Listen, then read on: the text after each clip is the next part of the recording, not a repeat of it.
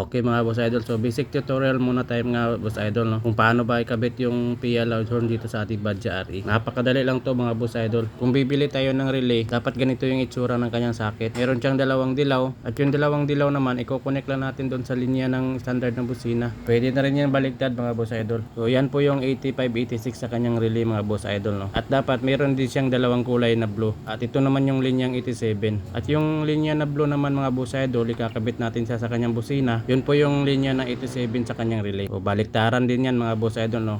Kahit saan dyan, pwede natin ikabit yung kulay blue. Ganun na rin sa kabila mga boss idol. At meron din yung kasamang kulay black na wire. Ito naman yung kanyang body ground. Kinabit ko lang siya dito sa kanyang bracket para sa body ground ng busina. At ikinabit ko na rin sa magkabila ang busina. So ayan mga boss idol, no? Napakadali lang. Pero depende po yan sa inyo mga boss idol kung gusto nyo ng relay na makakapal yung wire. Yung pang heavy duty talaga. Para naman tumagal yung ating wiring. At ayan mga boss idol, nakabit ko na yung relay sa kanyang socket. At dito naman sa kanyang linya na pula mga boss idol, no? Ito yung number 30 sa relay. So pwede natin siya ikabit dito sa ating accessories na wire dito sa ignition.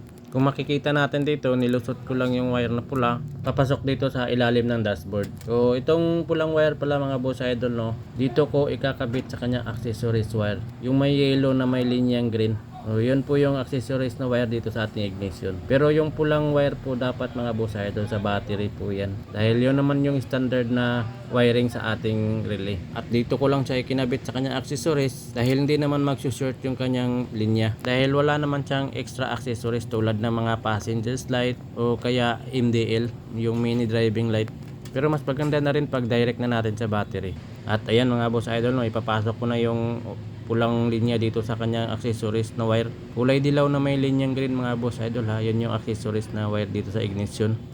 At ayan mga boss idol, pinaandar ko lang muna yung unit at ititesting na natin yung busina.